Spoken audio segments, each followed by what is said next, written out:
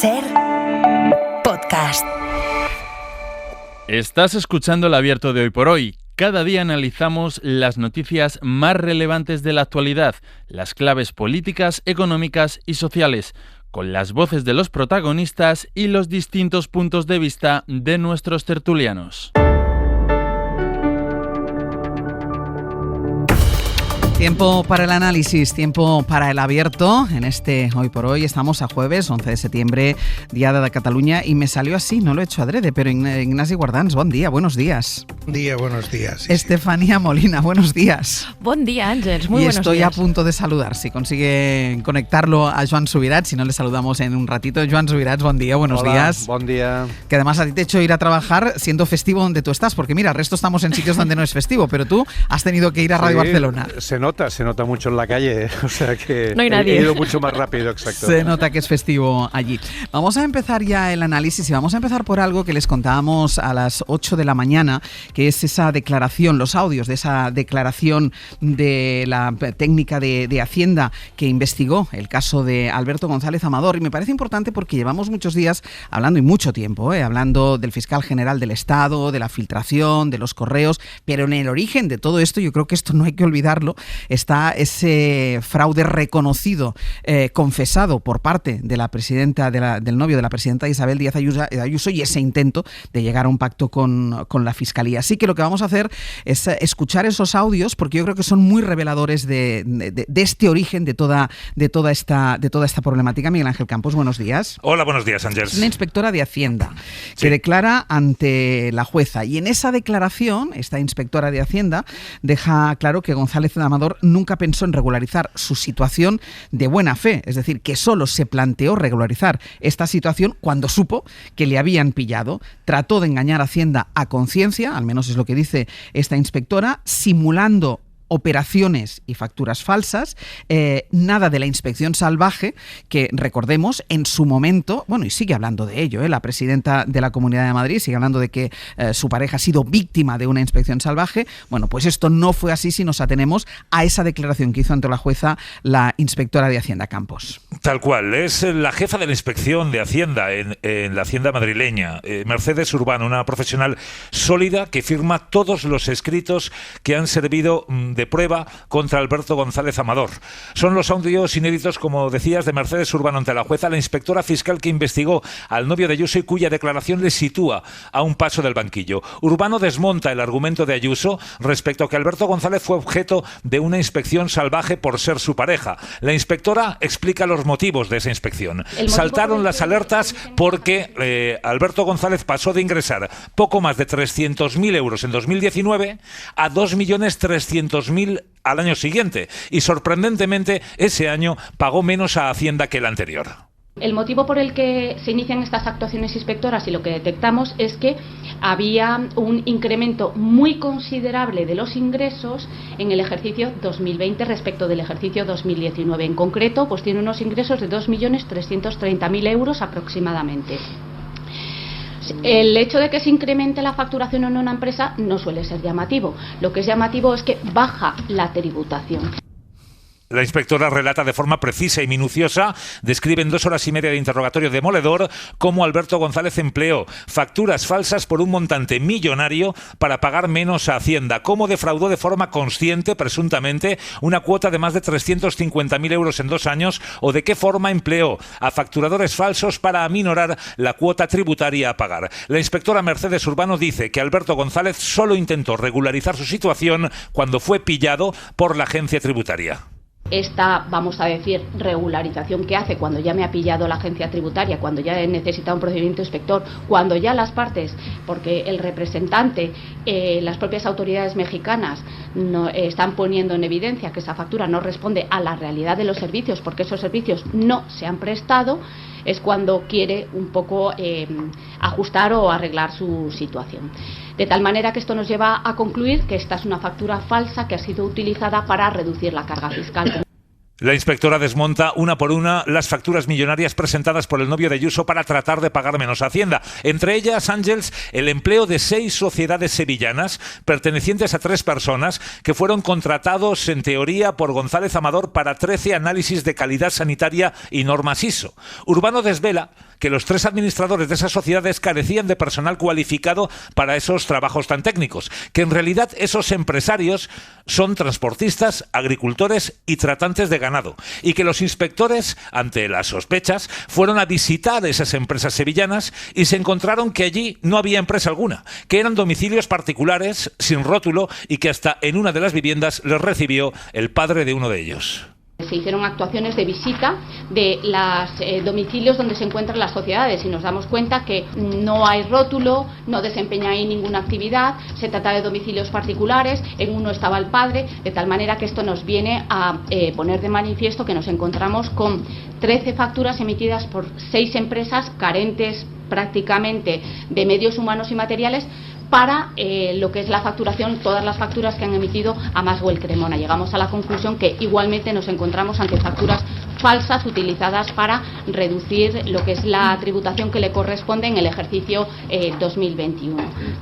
Todo ello lleva a la inspectora a concluir sin género de dudas que Alberto González defraudó una cuota de 350.000 euros en 2 años, en los ejercicios 2020 y 2021. Una cosa, Campos, porque venía contando, esto es el origen, ¿no? Hay que siempre recordamos cuando hablamos del caso del fiscal general del Estado, donde está el origen de todo esto, que deriva al final o que acaba con esta acusación al fiscal por presuntamente haber filtrado esos correos, que es otra cuestión. Pero ¿en qué momento procesal, en qué momento judicial está el caso de Alberto González Amador? Porque tenemos la sensación que uno ha corrido muy rápido y que otro va un poco más lento. Sí, bueno, pues estamos a la espera de que la jueza Inmaculada Iglesias ordene la apertura del juicio oral.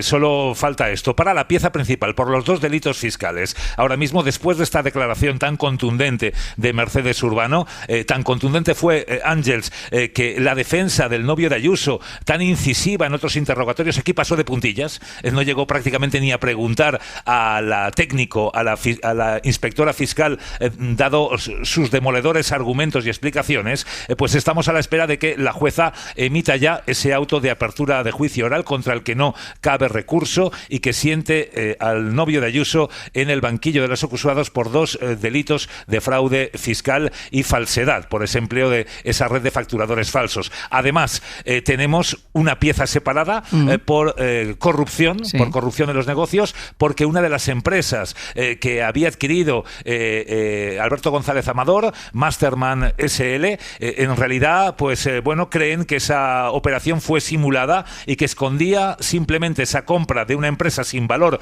por 500.000 euros, que era de la esposa del presidente de Quirón Prevención, su principal cliente, escondía el pago de una comisión de 500.000 euros al presidente de Quirón Prevención a cambio de obtener contratos con este gigante sanitario que además es, Ángels, el principal adjudicatario sanitario del gobierno de Isabel Díaz Ayuso. Campos, gracias. A ti, buenos días. Esta es la declaración de la inspectora de Hacienda contando en qué consistía el fraude y sobre todo, y eso parece muy, muy importante porque ustedes saben que desde el primer momento la presidenta de la Comunidad de Madrid, desde el minuto 0, salió a defender evidentemente a su pareja, pero acusando al gobierno de haber puesto todos los aparatos del Estado en su ataque y en este caso atacándola a través de su pareja, y hablaba eso, de una inspección salvaje, como prácticamente no se hace a ningún ciudadano, la que estaba siendo víctima, su pareja, de una inspección salvaje. Y claro, hay un dato, Guardans, este señor ingresaba 300.000, pasó a ingresar 2.300.000, dice la inspectora de Hacienda, aquí no pasa nada, o sea, la gente puede ganarse bien la vida o puede tener un golpe de suerte, pero claro, el problema es que tributaba menos.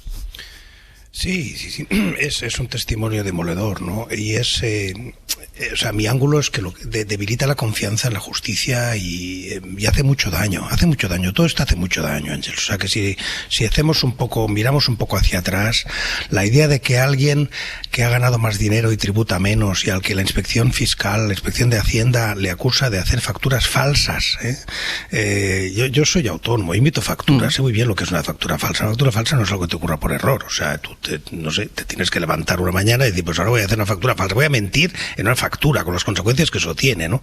Por tanto, alguien al que la Inspección de Hacienda acusa de emitir facturas falsas, de tributar menos a pesar de tener más ganancias, que esté defendido por la presidenta de la comunidad autónoma, que es parte del Estado, que es una parte esencial del Estado, es algo gravísimo, independientemente de todo lo que ha ocurrido con el fiscal general del Estado. En sí mismo eso ya sería algo tremendo.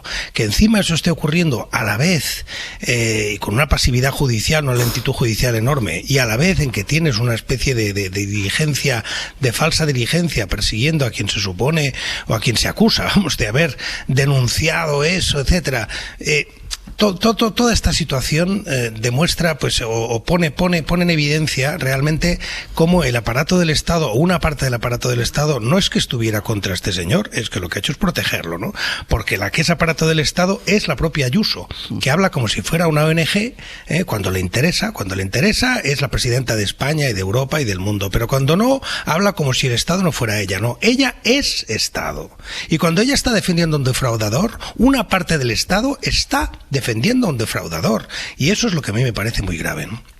Sí, vemos que, estoy de acuerdo con lo que ha dicho Ignasi, vemos que en todo este relato, sucesión de hechos, cada vez se aporta más luz, y a fin de cuentas yo la conclusión a la que llego es que una vez se conoció en el entorno de Ayuso lo que había ocurrido, se intentó montar un relato de victimización sobre González Amador.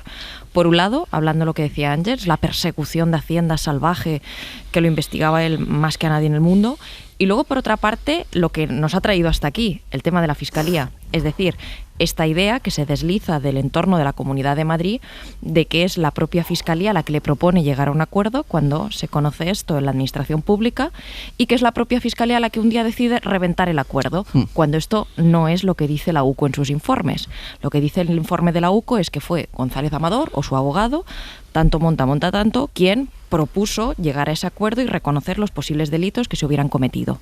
Entonces, vemos el relato de la victimización, insisto, y yo creo que este tema, más allá de lo que resulte el juicio del fiscal general del Estado, lo que demuestra es a veces la poca ejemplaridad, y yo creo que Ayuso en esto sí se ha pillado también los dedos. ¿Por qué? Porque ella todo lo que ha sostenido es, bueno, esto es un particular, pero lo hablas desde la sede de la Comunidad de Madrid, por lo cual tú sales a defender a esa persona particular.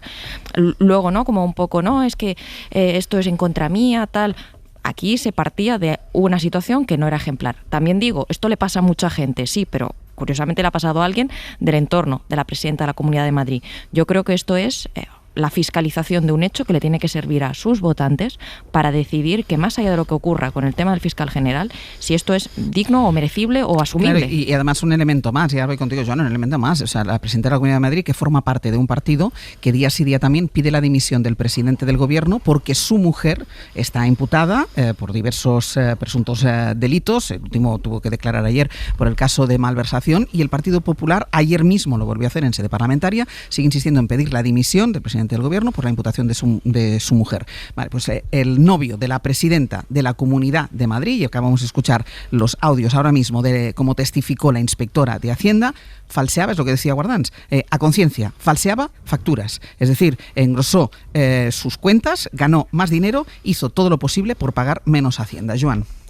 Sí, a mí me interesa también lo de las fechas, ¿no? Es decir, estamos hablando de que el año 2019 este señor, Alberto González de Amador, declaró aproximadamente que había ganado unos 300.000 euros, ¿no? Según la inspectora, y en agosto del 2019 Isabel Díaz Ayuso fue nombrada presidenta de la Comunidad de Madrid, y en el 2020, es decir, el año siguiente, este señor, de manera espectacular, pasó de haber ganado 300.000 euros a ganar 2.300.000 euros, ¿no?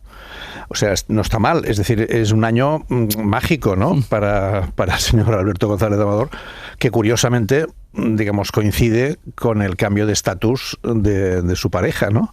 Que era diputada de la Asamblea de Madrid y tenía un cargo en el propio gobierno, pero pasó a ser presidenta de la Comunidad de Madrid en agosto, ¿no?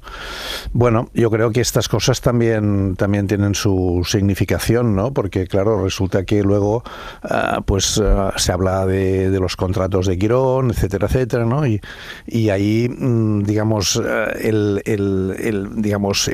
a lo que huele todo esto es a tratos de favor, a contratos, a elementos que luego intentan taparse a través de estas fórmulas extrañas de las facturas amañadas, de las facturas falsas. Y realmente el relato de la inspectora es espectacular cuando empieza a explicar que van a los domicilios, etcétera, etcétera, ¿no? Yo creo que ahí realmente para mí ha sido muy esclarecedora este audio, ¿no? Porque desmonta muchos de la lógica con la cual se sustenta la idea de que todo, digamos, de que tú más, ¿no?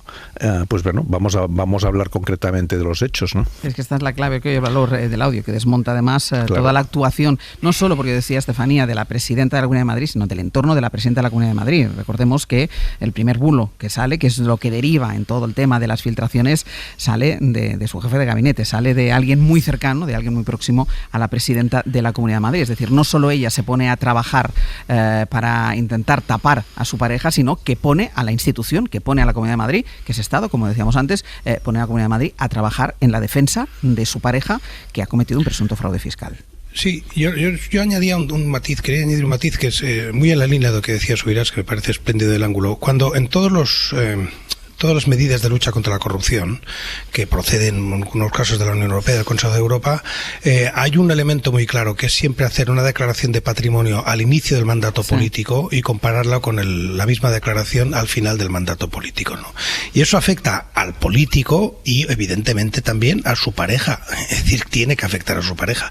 Y por tanto, efectivamente, aquí tenemos un incremento injustificado de patrimonio de la presidenta de la Comunidad de Madrid en el momento de su llegada al poder. No es de ella, es de su pareja. Bueno, es de su pareja, efectivamente, y está absolutamente injustificado. Y eso, yo no puedo decir más porque no tengo más indicios, más allá de lo que diga un juez, pero efectivamente eso hoy es una de las formas de medir la corrupción personal. Pues hacemos una pausa y a la vuelta vamos con lo que pasó ayer en el Congreso de los Diputados. La reducción de la jornada laboral cayó porque se unieron en la votación el Partido Popular, Vox y Junts per Catalunya.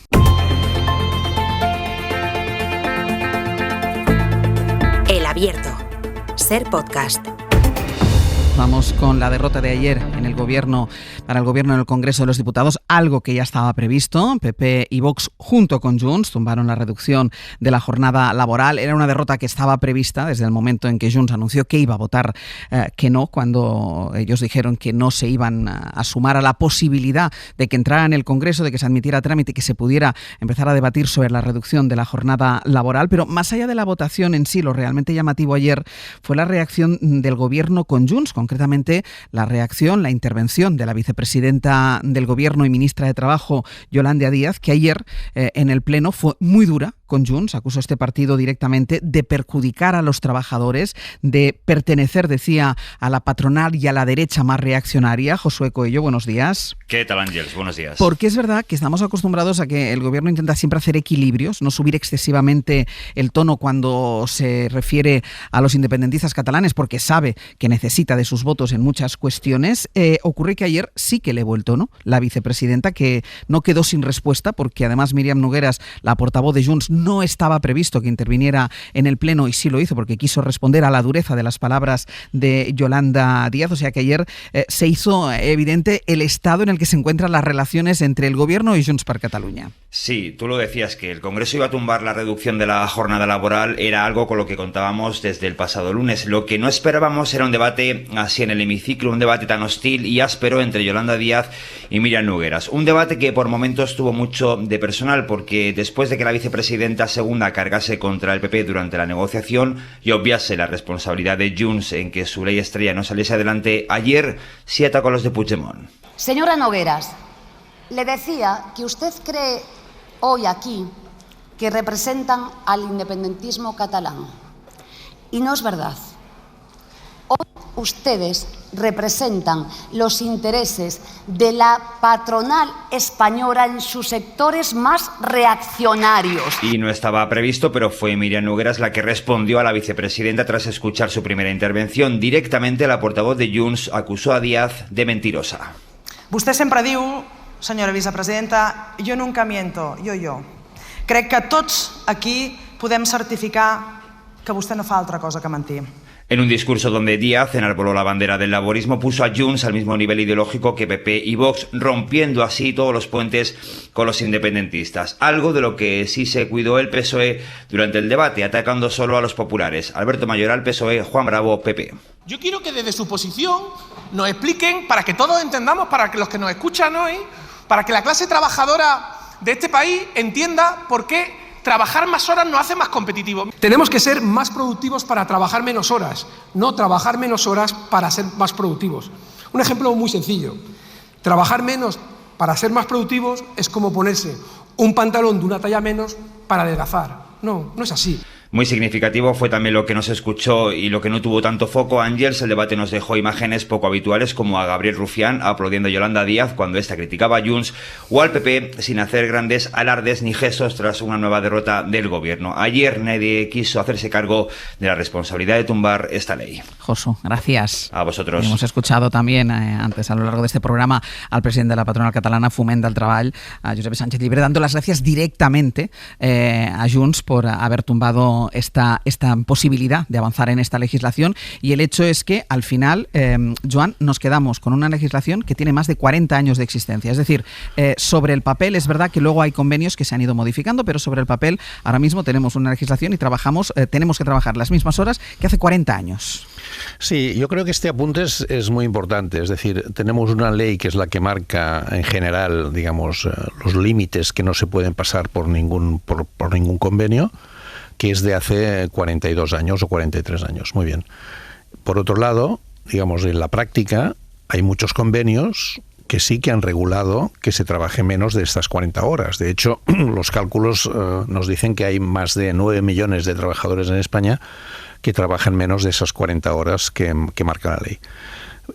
Lo significativo es que si no hay una ley, si no se modifica la ley, el debate sobre las horas que se trabajan queda a merced de la fuerza negociadora que se da en cada convenio. Y entonces, por ejemplo, puede pasar, como creo que pasa, que el convenio de hostelería de Navarra marca menos de 40 horas y en cambio el convenio de hostelería de Madrid pues marca 40 horas, ¿no? Y entonces, por lo tanto, estamos ante una situación de desigualdad en la estructura del trabajo en toda España, porque depende, digamos, de la capacidad concreta, del momento concreto en que se discuten los convenios de cada uno de los sectores, ¿no? En cambio, la ley lo que hace es de alguna manera fijar las bases mínimas sobre las cuales esos convenios deberán operar, ¿no? Yo creo que este es un punto importante. Además, conviene recordar, porque al final yo creo que la gente un poco se pierde a veces en el debate. Ayer no se estaba aprobando o rechazando una ley, se estaba aprobando que se iniciara el trámite de una ley, que se debatiera, y por lo tanto la posibilidad de cambiar el articulado de la ley y que se negociara, por ejemplo, que Junts lograra negociar, aprovechando su fuerza en este momento, en el límite de la mayoría parlamentaria, que Junts en el debate de la ley pudiera cambiar aquellos aspectos que consideraban más negativos específicamente para el caso de Cataluña, se podía dar perfectamente. Es decir, si se negó a generar el trámite de la ley, esto es lo grave, porque yo creo que, digamos, muchos españoles no entenderán ¿por qué no se puede discutir algo que les afecta tan claramente como es el horario, ¿no? El horario de trabajo, y etcétera, ¿no? ¿Y por qué no se puede discutir esto en un momento cuando estamos hablando de una ley que en la España de hace 43 años tiene muy poco que ver con la España de hoy, ¿no? Yo creo que esto es lo importante, ¿no? Dejadme que vaya a publicidad y así después podéis desarrollar tanto Ignasi como Estefanía vuestros argumentos sobre esta cuestión, porque además añadiremos algo más, ¿no? Porque sigue estando en el horizonte otra vez la posible aprobación de unos presupuestos, y no sé si al gobierno le preocupa lo que pueda pasar a partir de ahora, y sobre todo teniendo en cuenta el tono utilizado ayer por la parte de Sumar del gobierno contra Junts per Catalunya por tumbar esta ley de la disminución de la jornada laboral. Hacemos una pausa y volvemos.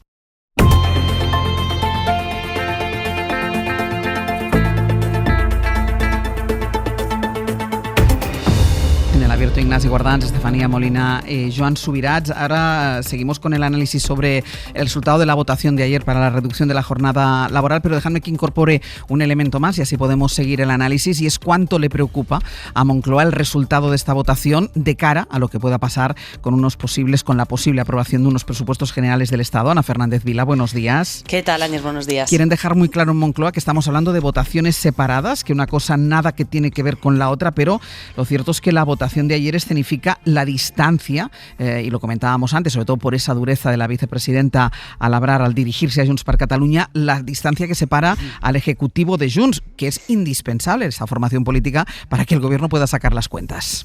Sí, la negociación de los presupuestos no está ni mucho menos encarrilada, pero el Gobierno asegura que ya está habiendo conversaciones también con Junts para sacar lo antes posible la senda de estabilidad, que es el primer paso para aprobar después los presupuestos. Así que lo que esperan ahora en Hacienda es que la escenificación ayer, una vez más, de la distancia con Junts no torpedee estas negociaciones. Lo que nos dicen desde el departamento de la vicepresidenta Montero es que son carriles diferentes, que una cosa no afecta para nada a la otra, y de hecho desde el PSOE llevan días dejando claro que esta negociación de reducción de la jornada laboral la llevaba el Ministerio de Trabajo de la vicepresidenta Díaz y no se estaba vinculando a ninguna otra cuestión. No han ocultado tampoco las filas socialistas su malestar por el empeño de la líder de Sumar de llevar a votación esta ley sin tener garantizados los apoyos, y por el hecho de que esta foto de derrota se haya acabado produciendo el primer pleno del curso parlamentario. Nos decía ayer, por ejemplo, un diputado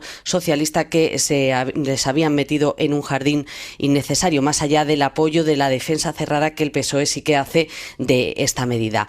Tampoco se esperaban en el ala socialista el duro enfrentamiento de ayer que vimos entre Yolanda Díaz y Miriam Nogueras, ¿no?, que comentabais. El PSOE, pero también Sumar, llevaban días poniendo sobre todo el foco en el PP y en Vox, y ahora en Moncloa esperan que lo de ayer sirva al menos para retratar a la derecha, y sobre todo esperan que no enturbie todas estas negociaciones pendientes, aunque la inquietud, Ángeles, es evidente. Ana, gracias. A vosotros. Ignacio, retomamos el análisis sobre el resultado de esta votación, y como decíamos, nos sitúan unos horarios laborales de hace 40 años, y estaba muy bien el matiz que hacía Joan. Bueno, hay convenios que ya contemplan la reducción de jornada, pero no son ni siquiera convenios sectoriales, porque ponía, por ejemplo, el caso de la hostelería en 2 comunidades autónomas diferentes. Bueno, yo entiendo y respeto esa narrativa de los 40 años, pero permíteme que no la compre, porque le puedo dar la vuelta a la narrativa. O sea, solo el 16% de todos los trabajadores de la Unión Europea, solo un 16% tienen su jornada laboral regulada por ley. Todos los demás no la tienen. Los trabajadores de Alemania no la tienen, los de Italia no la tienen, los de Suecia no la tienen, los de Estonia no la tienen, los de Polonia no la tienen, los de Rumanía no la tienen, o sea, no lo tienen. Los únicos trabajadores de toda la Unión Europea que tienen su jornada laboral regulada por ley son los de Francia y Bélgica. Y en Francia se lo están repensando las consecuencias que ha tenido esa decisión en la situación en la que están. Por tanto, esto es un debate político de verdad, es un debate legítimo. Estamos muy acostumbrados en este país a tener debates de estos existenciales en los que de repente pues uno no puede tener una opinión porque muchas veces las opiniones pues son sobre racismo, sobre independencia, tocan lo fundamental y parece que quien se opone a eso pues está realmente fuera del sistema. No, en este momento nadie está fuera del sistema, ni fuera de la Constitución, ni deja de ser demócrata si defiende que la jornada laboral no se regula por ley.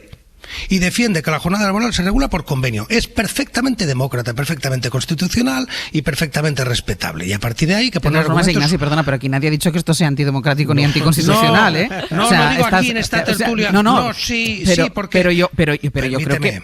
Pero estoy de acuerdo contigo, y creo que esta es la base, que hay que debatirlo, pero es que ni siquiera, después de que se haya tomado con esta votación, ni siquiera va a haber esa posibilidad de debatirlo. No, porque es que efectivamente, porque el debate sí hay por ley o no. O sea, yo en ese sentido sí estoy de acuerdo que quienes defienden que esto no se debe hacer por ley, que es una posición, insisto, la misma que la de la derecha alemana y la misma que la izquierda alemana, porque el SPD también ha gobernado en Alemania muchos años y no ha puesto nunca esta medida sobre la mesa. Por tanto, la izquierda alemana también defiende eso. Y por tanto, quien defienda legítimamente que esto no debe hacerse por ley, pues efectivamente el voto lo tiene que hacer ahora y no por vía de enmienda, y lo que tiene que hacer es negar que esto se regule por ley y fomentar que esto se haga por vía de convenio. Y además también es legítimo mezclar este tema en un ámbito mucho más amplio de la productividad.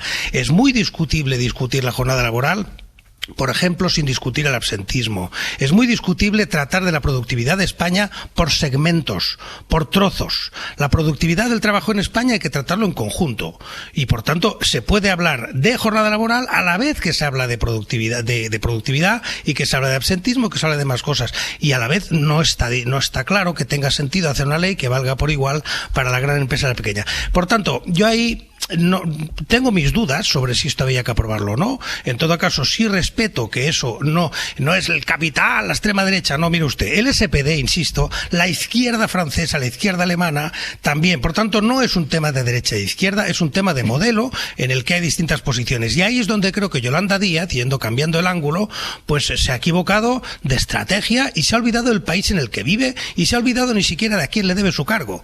Porque si Yolanda Díaz está ahí es por Junts. Y por tanto Yolanda Díaz tendría que levantarse cada mañana diciendo: yo estoy aquí porque me votó Puigdemont, a quien fue la primera en ir a saludar.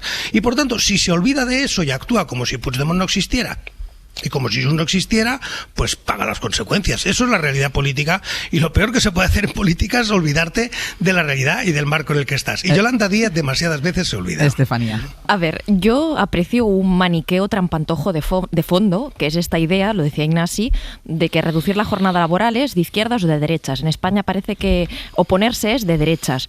Pues yo conozco empresarios que piensan que podría ser un aliciente para sus trabajadores, a lo mejor reducir las horas y rendir mucho más por la productividad, que también lo decía Ignasi.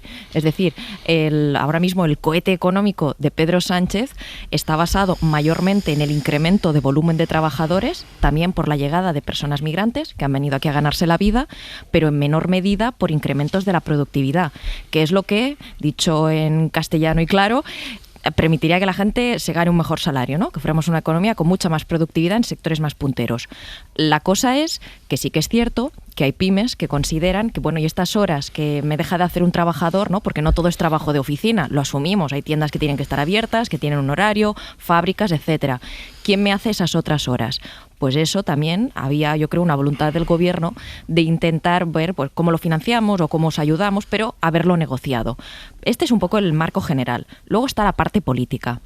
Creo que sí, que Yolanda Díaz, un poco después de haber ido a ver a Puigdemont a Bélgica, a intentar ser como la más cercana o la primera que se le armó el gran escándalo por irlo a ver, hay una voluntad política de instrumentalizar lo que aquí ha pasado, ¿no? De decir, bueno, pues confronto. Ayer hablaba incluso de la lucha de clases. Sabemos que el espacio a la izquierda del PSOE atraviesa un duelo fratricida entre Sumar y Podemos, y ahí cada cual intenta sacar pecho a su manera. Pero luego está la cuestión de Junts, y esta también es importante porque afecta a la gobernabilidad. Ahora mismo Junts está dividido en dos almas: los que creen que hay que seguir legislando y pensar en la Cataluña post-procés, que es en la que ya vivimos, y de qué forma reconstruir un relato parecido al de la vieja convergencia para poder seguir creciendo al margen de la idea de la independencia, aunque sea un sentimiento legítimo y que comparten muchos de sus votantes, pero las cosas del comer. Y luego hay otra alma que piensa que mientras la cuestión de Puigdemont no esté resuelta, aquí no se puede avanzar en prácticamente nada y hay que jugar continuamente al tira y afloja con el gobierno, llevarlo al límite, etcétera, para que no se note que han vuelto a la gobernabilidad. Puigdemont asume que de momento la amnistía no se le ha aplicado a él, pero también a muchas otras personas tampoco, está en trámite. No han logrado la oficialidad del catalán en la Unión Europea, ellos que le decían a Esquerra es que vosotros se os toma el pelo, no lográis nada. Entonces aquí hay estas dos almas. Fruto de esta división fue la salida de una persona tan ilustre en el partido como era Jaume Giró. A mí me da la impresión que hay gente que ve que mientras todo sea el secuestro de Puigdemont de sus intereses políticos, pues hay gente que no quiere estar ahí, no cree que se esté haciendo cosas para realmente gobernar Cataluña. Y por último, aquí el problema realmente es para el gobierno de España. ¿Por qué? Porque una cosa es estar en el poder y otra cosa es gobernar. Creo que mucha gente pensó que el encuentro entre Salvador Illa y Puigdemont suavizaría la puerta de los presupuestos generales. Yo creo que no. Yo creo que ahora mismo estamos en la misma situación que he descrito hace un momento, las dos almas de Junts. Joan. Sí, bueno, aquí han salido muchísimos temas, ¿no? Es decir, claro, por un lado las tradiciones políticas de los países, ¿no? Cuando antes Ignasi hablaba de dónde hay leyes y dónde hay convenios, pues esto nos llevaría muy lejos, porque las tradiciones anglosajonas son de un tipo y las tradiciones continentales en la propia idea de la ley también es muy distinta en un caso que en otro, ¿no? Las tradiciones más continentales, nosotros venimos de una tradición francesa de la ley acaba siendo un elemento muy significativo. Hombre, yo he citado Alemania, no he citado Reino Unido, Alemania, está muy continental, Pero fíjate, por ejemplo, el papel de los sindicatos, ¿no? Es decir, la señora Yolanda Díaz no está sola en este tema, ¿no? Ayer no fue por casualidad, digamos, que los sindicatos movilizaron a sus bases en diversas ciudades del país para poner de relieve que lo que se estaba discutiendo no es un tema estrictamente político, sino que se hablaba constantemente de 12 millones y medio de trabajadores que tienen que tal. Hay un problema también de fuerza y de capacidad sindical en unos sectores más que en otros. Ahora, hace un momento, Estefanía hablaba de salarios y de productividad. Hablamos de este tema también. Aquí, si cualquier análisis comparado que se haga, ya que Ignasi ha hablado de análisis comparados, comparemos también, no solamente, digamos, cómo se tramitan los horarios de las empresas, sino cuál es el nivel de salarios en el que estamos, ¿no? Cuando se ha aumentado en los últimos años la productividad y los salarios no han aumentado, y sabemos que a la gente le cuesta mucho llegar a final de mes, cada vez más. Es decir, hay un problema real de dificultades de lo que se llama trabajadores pobres, que nunca había pasado. Es decir, la gente cuando trabajaba, digamos, tenía asegurado de alguna manera llegar a poder subsistir. Los que no trabajaban eran los que no subsistían, y para eso había el subsidio de paro.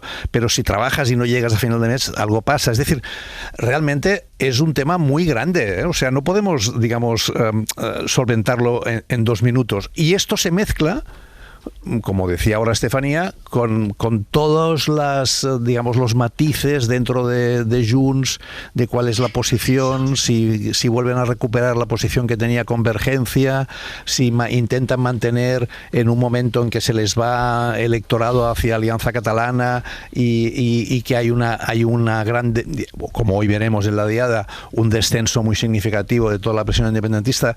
Y luego está la capacidad de supervivencia del gobierno. Es decir, claro, en este tema se juegan tantos elementos al mismo tiempo que al final olvidamos que hay un tema muy importante, que es que hay unos sindicatos, hay unos horarios de trabajo y hay una necesidad de recuperar, sea por la banda, digamos, de los horarios. Y decía muy bien Estefanía, hay empresas que se ha hecho experimentos de 4 días a la semana, y hay empresarios que lo están, digamos, probando, porque al final es un tema de productividad.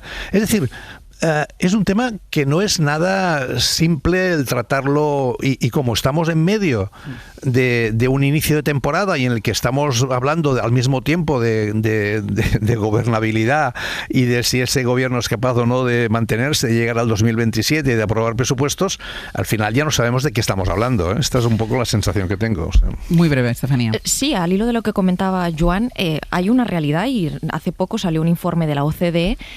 Yo antes decía en 2 décadas, pero en 3 décadas el nivel de vida de los españoles está prácticamente congelado. Es decir, los salarios y la inflación en 3 décadas están prácticamente igual.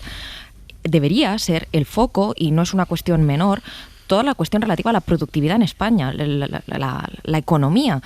Ahora mismo crecemos, sí, es cierto, pero también lo decía Joan, pero vemos la dificultad de mucha gente para llegar a final de mes. Es decir, la vivienda, la emancipación, tantas otras cuestiones. Entonces, eso está ahí, eso no son como los aledaños del sistema. Yo creo que es el centro del debate político.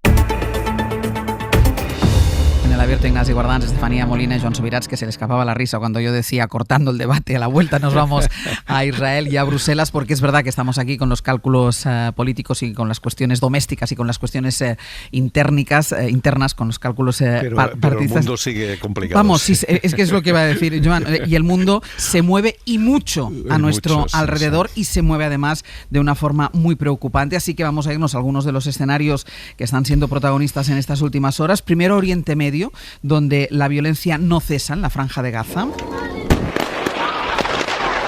No cesa a golpe de misiles como este. El ejército de Israel sigue destruyendo uno a uno edificios enteros en el norte de la franja, desde donde nos llegan testimonios muy duros, como el que nos ha enviado Ata, alguien con quien hablábamos la semana pasada cuando hacíamos las ediciones especiales de Hoy por Hoy desde Israel. Él nos cuenta esto desde Ciudad de Gaza. Es un testimonio, es una nota de voz que ha mandado hace tan solo unas horas. Muchos bombardeos, estamos en la ciudad de Gaza. No se ve nada, tanto bombardeos en la misma hora, en el mismo minuto. Muchos bombardeos en esta zona, ahora mismo en la ciudad de Gaza. Están obligando a la gente a salir abajo del bombardeo en la ciudad de Gaza. Allí en la franja la cifra oficial de fallecidos a manos del ejército de Israel, de asesinados, se acerca a los 65.000 desde el inicio de la guerra y nada indica que Netanyahu piense en detener esa ofensiva. En Israel está el enviado especial de la SER, Nicolás Castellano. Nicolás, de nuevo. Hola, de nuevo. Nico, no es solo que Netanyahu no piense dar marcha atrás en su genocidio en Gaza, es que en las últimas horas ha defendido sus ataques contra la cúpula negociadora de Hamás en Qatar, comparando la situación de su país con la que vivió Estados Unidos tras el 11S. Sí, Netanyahu no se inmuta ante el aumento de la presión desde Bruselas o ante la advertencia de Qatar, cuyo primer ministro pedía anoche una respuesta colectiva para que Israel frene esa cadena de ataques. Muy lejos de eso, Netanyahu ha dado órdenes para atacar esta misma madrugada al sur del Líbano. Ayer mató a más de 35 personas en el ataque sobre Sanaa, la capital de Yemen. Todo esto horas después de su primer ataque a Qatar. Desde el 7 de octubre, recordemos, ha bombardeado Siria, Irán, pero Netanyahu anoche comparando su genocidio en Gaza con la respuesta de Estados Unidos al 11 de septiembre. We also have a September 11. We remember October 7th. El 7 de octubre es nuestro 11S, dice Netanyahu, que en un tono arrogante cuestiona a todos los países que ahora condenan lo que está haciendo Israel en Gaza y los países del entorno. Now the various countries of the world condemn Israel. They should be ashamed of themselves. Ahora los diversos países del mundo condenan a Israel, deberían avergonzarse. ¿Qué hicieron después de que América eliminara a Osama Bin Laden? Dijeron, oh, qué terrible cosa hizo en Afganistán o Pakistán. No, aplaudieron, deberían aplaudir a Israel por defender estos mismos principios. Señala a Qatar y a todos los que albergan a terroristas de Hamás a que irá a por ellos. Nada ni nadie, dice Netanyahu, que va a parar su ofensiva sobre Ciudad de Gaza. De hecho, Haaretz publica esta mañana, Ángels, que incluso la Fiscalía Militar está en contra de esas órdenes de evacuación, pero sus planes siguen adelante. Nico, mientras Netanyahu ordena atacar con impunidad objetivos como Yemen o Qatar, su ejército, y acabamos de escuchar ahora el testimonio de Ata, intensifica esos ataques en el norte de la franja, donde los habitantes de la Ciudad de Gaza han recibido una nueva orden de evacuación mientras los bombardean. Es decir, váyanse ustedes de aquí, pero mientras tanto nosotros les iremos bombardeando. Tú has hablado con algunos analistas israelíes que creen que nada ni nadie va a parar a Netanyahu en la toma de la ciudad, de la capital del enclave palestino. Sí, esta noche las bombas, Ángel, han sido incendiarias, han quemado varias tiendas de campaña donde se refugiaban niños con su familia, y lo cierto es que hay más de 60 muertos en las últimas 24 horas en la franja, la mayoría en la ciudad donde se ve obligada a huir Lina, que es una trabajadora de Médicos Sin Fronteras, que nos describe cómo estaba recogiendo sus pertenencias para meterlas en una mochila. Sinceramente, el dolor es mucho más fácil que el camino a seguir, dice en este mensaje. Esta vez estoy saliendo y no regresaré, como si tu cuerpo estuviera en un lugar y tu alma en otro, dice esta consejera de Médicos Sin Fronteras, que insiste en que la orden de evacuación de Ciudad de Gaza es una sentencia a muerte para 1 millón de personas. Sin embargo, a menos de 5 kilómetros en línea recta. So I'm living in Sderot. I'm living right next to Bet Hanun, actually. We can see Or, una profesora treintañera que desde el balcón de su casa en Sderot ve y escucha los bombardeos, especialmente durante la noche y el amanecer. Pide al ejército que acabe su trabajo y acabe con Hamás. Todo esto nos lo decía mientras las ruinas de Ciudad de Gaza se tragaban, Ángels, el sol que caía a plomo sobre el Mediterráneo, un atardecer que un grupo de israelíes acudían a ver al macabro mirador de la guerra. La invasión a la Ciudad de Gaza con su millón de habitantes es inminente, aunque no está claro el ritmo. Es muy probable que avance. Daniel Kuperbarser, analista y economista, afirma en la SER que Netanyahu va por la Ciudad de Gaza a pesar de que no tiene ningún plan para asistir al millón de habitantes que sigue allí. Discute la estrategia de Netanyahu de atacar a todos los países de la región. Esto no allana el camino a un acuerdo para la liberación de rehenes, como sostiene Netanyahu, ni tampoco lo sabotea, como lo sostienen los familiares de los rehenes. Simplemente la imposibilidad de acuerdo se basa en el gran distanciamiento en las exigencias mínimas de ambas partes. Hacía referencia al ataque sobre Qatar, que esta vez sí ha desatado, Ángel, la indignación entre los países del Golfo. Dice algunos analistas de la prensa saudí que el daño está hecho, que un aliado estadounidense haya atacado a otro aliado estadounidense con la luz verde de Washington es un precedente que no se desvanecerá.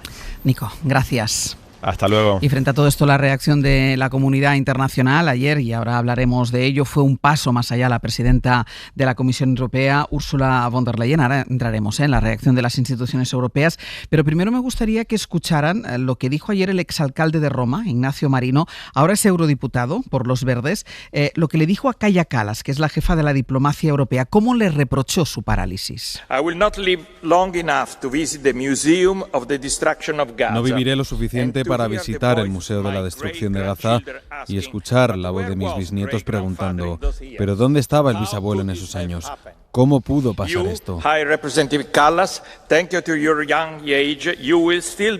alta representante Kallas, gracias a que eres joven, aún estarás ahí y tendrás que cambiar de tema o esconderte porque no podrás explicarle a tus nietos cómo en una posición de poder, representando Europa, no hiciste lo imposible para parar los disparos a los niños que mendigaban agua y pan. Ni alzaste la voz cuando tu presidenta llamó para expresar solidaridad a un criminal de guerra, quien, mientras tú callabas, cometió un genocidio. Corresponsal comunitario Enrique García Pozo, buenos días. Hola, buenos días. Precisamente ha habido reacción de Kaja Kallas para responder a críticas tan duras como esta que acabamos de escuchar de un eurodiputado que había sido alcalde de Roma y para responder en concreto a las que le ha hecho su antecesor, lo que ha dicho de ella y de su inacción Josep Borrell. Coincide con el momento, además, lo decíamos antes, en el que la presidenta de la Comisión se abre a ser más dura con Israel, pero el caso es que la alta representante ha defendido su gestión y ha venido a decir que ella ha hecho más de lo que hizo Borrell. Sí, con un tono mucho más comedido con el gobierno de Netanyahu, con un discurso mucho más beligerante con Rusia en contraste con sus declaraciones sobre la guerra en Gaza, la alta representante defiende que mantener el diálogo con Israel está permitiendo algunos avances, aunque admite que son insuficientes. Kaja Kallas defiende su gestión frente a las críticas de muchos que la acusan de inmovilismo o falta de liderazgo para alcanzar un consenso que permita activar medidas más drásticas, como las propuestas ayer por la presidenta de la Comisión. Críticas incluidas las de su antecesor, Josep Borrell. La Estonia sabe que se ha consolidado la percepción de inacción en países como España. Lo ha reconocido en una conversación con un grupo de periodistas en Estrasburgo, en el que también ha participado la cadena SER. Asume la frustración de muchos españoles, habla especialmente, que le preocupa especialmente la frustración de los jóvenes, pero como digo, defiende el trabajo realizado por su equipo. Subraya que no hay más alternativas mientras siga el bloqueo de los países más grandes dentro del Consejo. Lo hace con estos argumentos. I would say very straight look at the facts. I have achieved more on this file than my predecessors ever did. I did the Article 2 review. Dice Kallas que hay que atenerse a los hechos. Considera que su equipo ha hecho más que su predecesor cada día. Hicimos la revisión del artículo 2 cuando nadie decía que era posible, para que los estados propusieran la suspensión del acuerdo de asociación. Yes, I would have liked it to be stronger, but there was nothing coming out of Commission when Borrell was the Vice President. Me gustaría medidas más duras, pero no se hizo nada en la Comisión cuando Borrell era alto representante. Pone como ejemplo el acuerdo de entendimiento humanitario con Israel, que se cerró el pasado mes de julio, para permitir la entrada de ayuda humanitaria en la franja.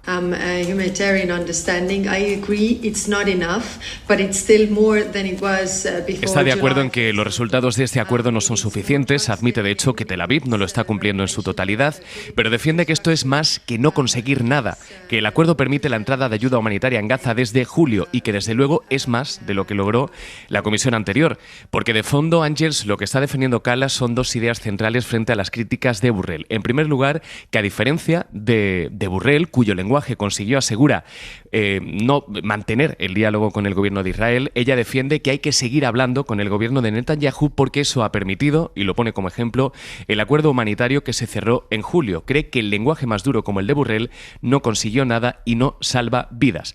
La segunda es que su equipo sí está haciendo propuestas. Asume que cierta frustración por no haber llegado más lejos, pero asegura que el impedimento está en la falta de consenso y que no hay alternativas mientras no haya mayorías en ese consejo. Defiende que la Unión Europea sigue siendo el actor más activo en el escenario internacional para encontrar una solución en la guerra en Oriente Medio. Enrique, gracias. A vosotros. Ignacio, no sé si es el actor más activo internacional, pero ¿tú crees que se mueve algo en la Unión Europea? Bueno, se mueve un malestar del que no se informa lo suficiente, porque muchas veces los europeístas tampoco lo queremos multiplicar, pero ahora que no nos oye nadie, Ángels, te diré que en la Comisión Europea hay un malestar terrible entre los funcionarios, entre la gente que trabaja ahí, porque son gente que están ahí por su sueldo, por su empleo, como cualquier trabajador, pero por un punto de ideal. Yo creo que el 90% de los funcionarios de la Comisión Europea tienen un ideal que les ha llevado allí y ven ese ideal en cuestión. Y por tanto, efectivamente, hay un nivel de frustración enorme con el liderazgo de Ursula von der Leyen y con el liderazgo de Kaja Kallas en este tema.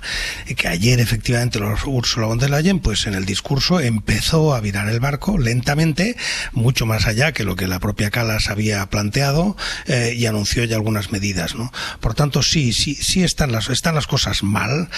Creo que Kallas se equivoca, lleva equivocándose mucho tiempo en muchos temas, sobre todo por falta de experiencia, por falta de liderazgo.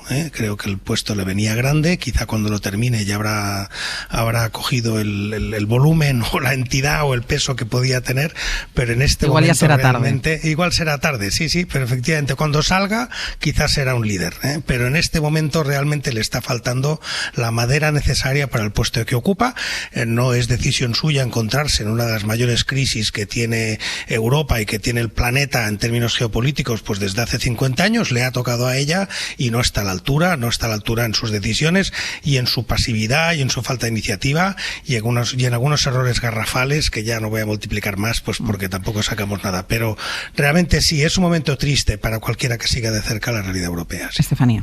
Me ha parecido muy interesante la pieza, un poco para explicar la comparación de las acciones de Borrell frente a las de Kaja Kallas, porque sí que es cierto que da la impresión de que Borrell sí que ha tenido una especie de autoritas con todo este tema. Es decir, otra cosa es que haya podido hacer algo. Exactamente. O sea, Kaja Kallas, ella reivindica que ha procurado presionar para que entrara la ayuda humanitaria en Gaza y revisar los ciertos tratados que se mantienen desde la Unión Europea y los Estados miembros con Israel.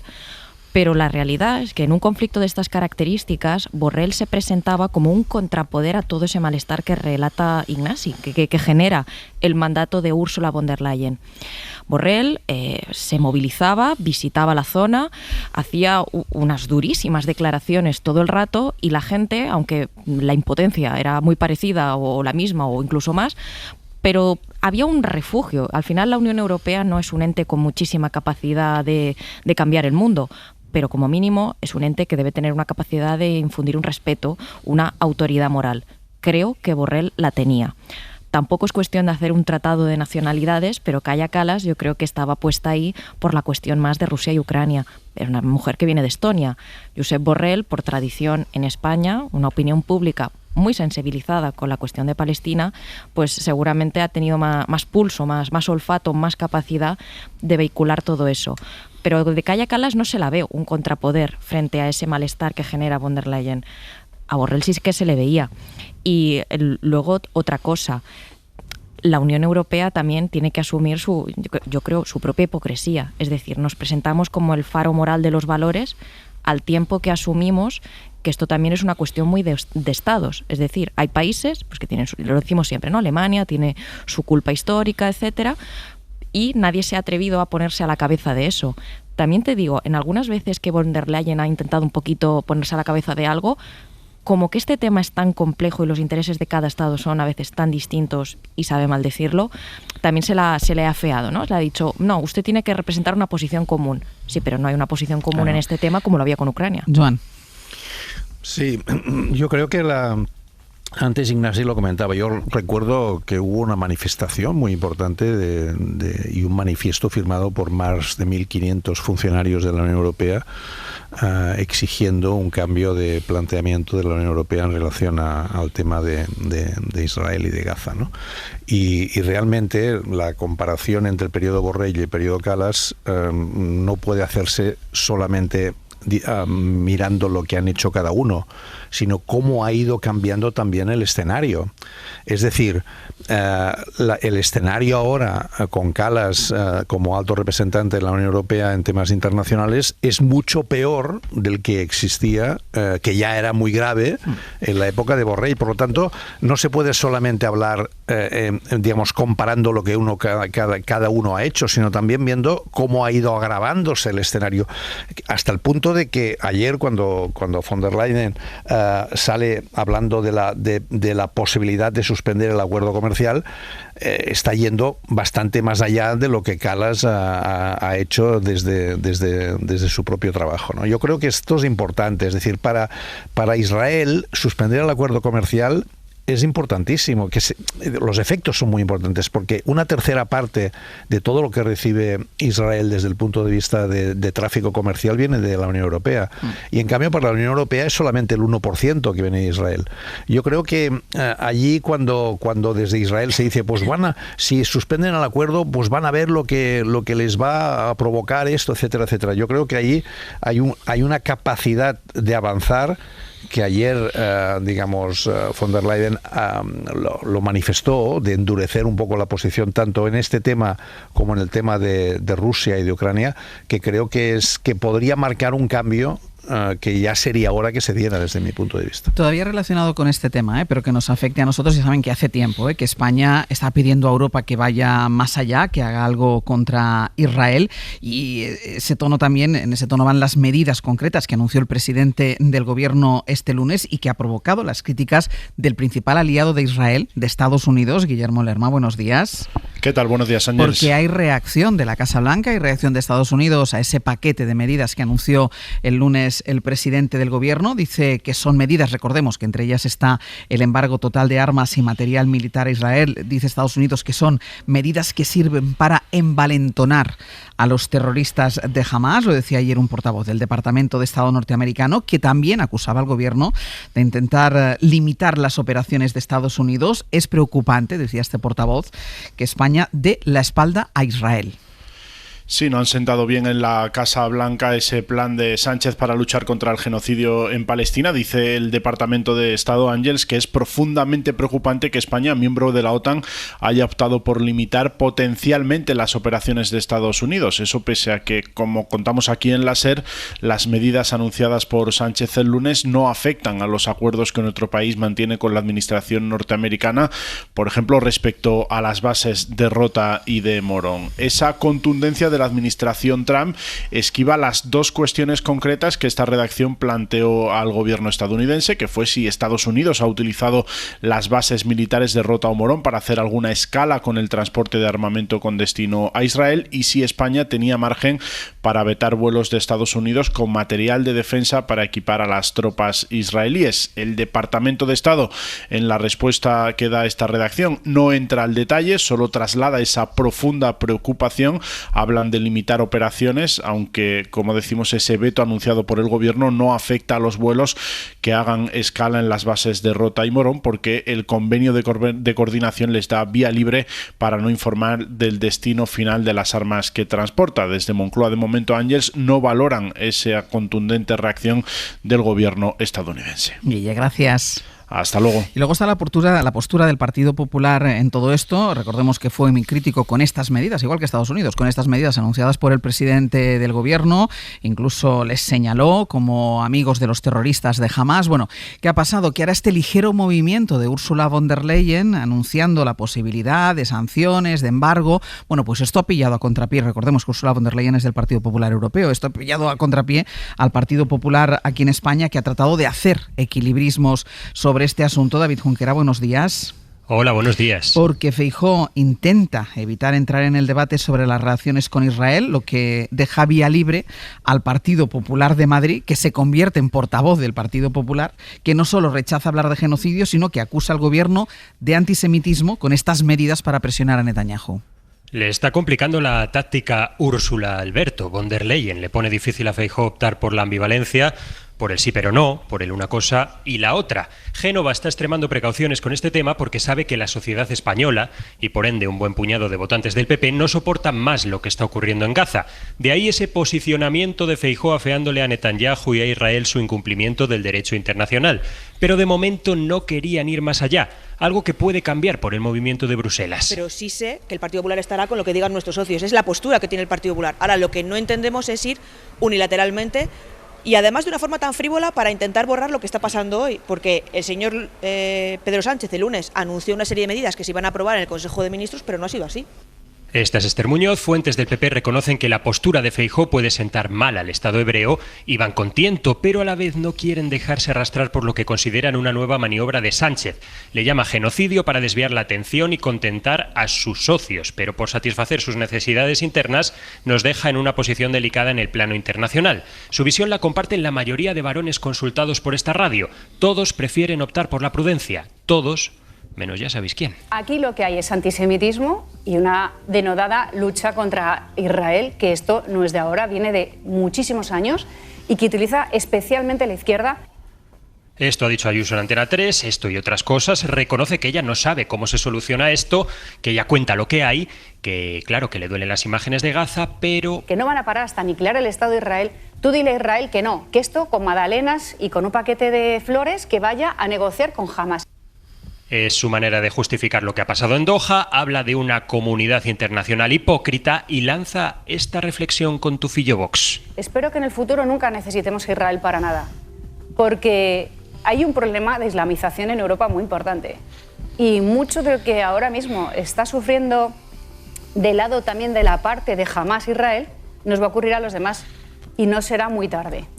Más allá de las invectivas de Ayuso, que va por libre, en Génova quieren seguir viendo cómo evoluciona el debate, quieren leerse bien las propuestas de Sánchez cuando lleguen, aunque no parece que las vayan a apoyar, y por supuesto no hablarán de genocidio hasta que así lo decida Europa o un tribunal internacional. Por lo pronto nos está contando Enrique García desde Bruselas que el PP europeo se baja hoy de una declaración conjunta que se estaba negociando porque el resto de grupos quería hablar de genocidio. Junquera, gracias. Gracias. Nos da tiempo de comentarlo, pero claro, si Feijóo no se define, si Feijóo no habla claro, si Feijóo no se moja, quien habla claro es el Partido Popular de Madrid, es Isabel Díaz Ayuso, que es el que va tirando, y ayer lo decíamos en esta misma tertulia, va tirando del ronzal Alberto Núñez Feijóo. Y una última cosa, lo que ha pasado esta madrugada, Estados Unidos, que ha revivido la violencia política con el asesinato de una de las figuras más influyentes del universo trumpista, el activista ultraconservador Charlie Kirk, que murió ayer tras recibir un disparo en el cuello durante un evento público en una universidad de Utah. Corresponsal en Washington, Sara Canals, buenos días. ¿Qué tal, Ángels? Buenos días. Kirk tenía 31 años, pero se había labrado una exitosa carrera como comentarista ultra, colgando en sus redes vídeos en los que defendía la política migratoria de Trump y donde se mostraba en contra del colectivo trans, en contra del control de armas, y precisamente ha recibido un disparo mortal en el cuello mientras hablaba sobre tiroteos masivos en un país cada vez más acostumbrado a estos episodios de violencia. Charlie Kirk acababa de empezar su acto en un campus universitario de Utah, sentado dentro de un pequeño tenderete, micrófono en mano y rodeado de cientos de jóvenes que le escuchaban atentamente. Y con quienes el activista se disponía a debatir acaloradamente y de forma provocadora, el formato estrella de todos sus eventos. Y justo cuando estaba abordando la violencia armada entre la comunidad transgénero, un colectivo a quien repudiaba abiertamente, un fuerte disparo en el cuello lo abate inmediatamente, sembrando el pánico entre la gente.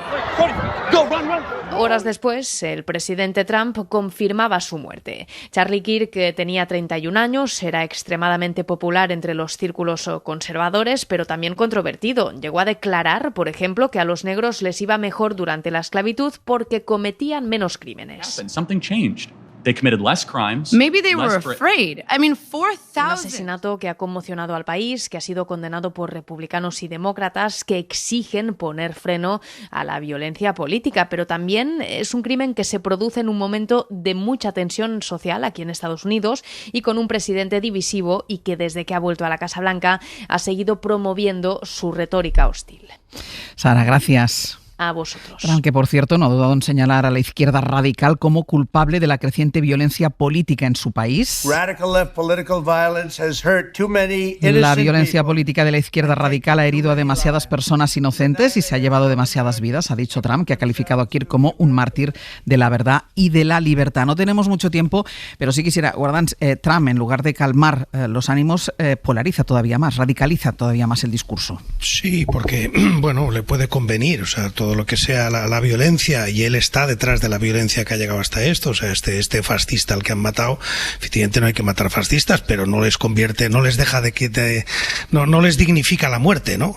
O sea, era un hombre realmente despreciable, no por sus ideas, sino por su desinformación y por su capacidad de generar odio. A partir de ahí, efectivamente, el crimen en sí mismo es reprobable y Trump lo va a utilizar, sin duda, lo van a utilizar y van a utilizar esto como excusa para, bueno, pues ya veremos qué tipo de medidas en la línea en la que están, pero en cierto sentido sí es un instrumento de la propia política de Trump para hacerse con el poder y dominar y utilizar medidas de excepción, y esto le puede dar una excusa más para utilizar medidas de excepción. Vamos a ver quién es el asesino, porque todo esto todavía no está detenido. En cuanto si acaban consiguiendo el mínimo vínculo entre el asesino y algo relativo con los demócratas, esto puede ser todavía peor. Sí. Joan. Sí, de hecho Elon Musk ayer hizo un tuit diciendo que the left is the party of murder, ¿no? El partido del asesinato, ¿no? O sea que claramente están utilizando este caso para marcar al Partido Demócrata como el partido vinculado a la violencia política, y cuando todos sabemos, porque solamente hace falta recordar el asalto al Capitol en Washington, de dónde viene y cuál es la relación más intensa que existe precisamente entre los sectores más radicalizados de Trump y ha habido otros asesinatos, Joan, que no ha condenado nunca a la derecha, recientemente me refiero. Por lo tanto, yo creo que ahí hay una voluntad de utilizar esto, digamos, para reforzar aún las medidas más autoritarias, ¿no? Yo quiero hacer una firme condena a este asesinato terrible y luego también recordar que la política no puede salir del campo de la adversidad política. Es decir, esta idea de amigos-enemigos que se está instalando a lomos de la polarización es terrible, tiene consecuencias nefastas. La política está en las instituciones, está en el activismo en la calle, todo de forma pacífica, está en el debate, está en la palabra. La política no puede estar en esto. Y al margen de eso, veremos cuál es la identidad del asesino. Es decir, quiero recordar que Trump fue disparado no por un demócrata, no por una persona del Partido Demócrata. Creo que fue un muchacho que era como el ala más radicalizada dentro de los movimientos de allí de la derecha, de la extrema derecha, o de los republicanos. Por tanto, cuidado, ¿no?, con esta ligereza de no, esto tiene que haber sido un demócrata peligroso. Veremos a ver. Y al margen de eso, esta persona, insistiendo en la condena del crimen terrible, tenía unas ideas donde creo que simpatizaba con el tema de decir que había fraude en las elecciones de Estados Unidos, el tema de las vacunas. Contra la inmigración, contra los negros, contra todo. Bueno, vamos a hacer una pausa, pero tú decías la política es la palabra, pero cuidado con la palabra también, que la palabra a veces tiene consecuencias. Pausa y seguimos.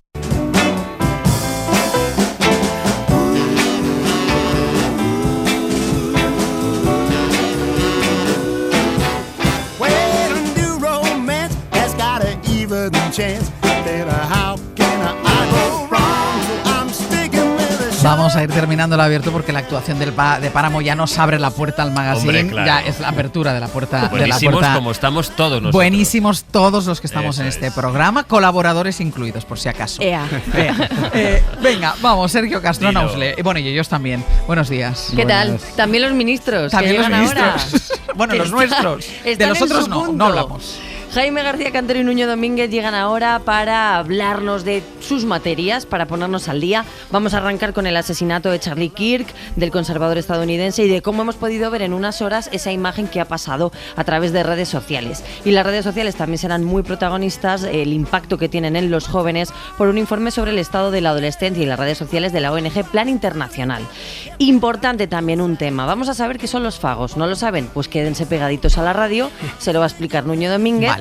Porque es muy interesante su potencial. Vamos a hablar de cómo pueden curar, por ejemplo, una fibrosis quística, que es lo que ha pasado con una paciente recientemente. Ha estado Luis Alegre estas últimas semanas con la Black Decker, moviendo tabiques, creando nuevas estancias. Llega el Club de los Amigos Alegres, una edición más, la sexta. Hoy tenemos el privilegio de compartir y de pedirle al director de cine Juanma Bajo Ulloa si quiere ser nuestro amigo para el resto de su vida. Vale, seguro que sí. Vale, sí, hombre, si es amigo de Luis, sus amigos son nuestros amigos. El resto de la vida es mucho tiempo, ¿eh? Yo solo digo eso. Bueno, depende de para quién. Depende de las vidas. Exacto, depende de para quién. Javier Ocaña, amigo y profesor de cine, estará también aquí a partir de las 11:10 de la mañana y nos va a hablar de los dramas carcelarios. ¿Cómo tiene que ser un buen drama carcelario? ¿Qué tiene que tener? Emoción. Veremos si el cautivo le ha cautivado. Ah, es verdad. Hoy toca el cautivo, que estuvo aquí Amenábar. A ver qué dice. Bueno, y luego para terminar el programa con Ainhoa Aguirregoitia vamos a hablar de la carta invisible de los restaurantes. Es decir, todas aquellas estrategias que los restaurantes ponen en los menús y en sus comandas para que al final nosotros pidamos lo que ellos quieren que en realidad comamos. O sea, no somos tan libres cuando no escogemos. Somos en absoluta, somos cautivos de la gastronomía. Vale, de las cartas de los restaurantes. Pues todo esto a partir de ahora, que abrimos el magazine de Hoy por Hoy. Ignasi Guardans, Estefanía Molina, Joan Subirats. Hasta la semana que viene. Muchas gracias. Adiós. Adiós. Para no perderte ningún episodio, síguenos en la aplicación o la web de la SER, Podium Podcast o tu plataforma de audio favorita.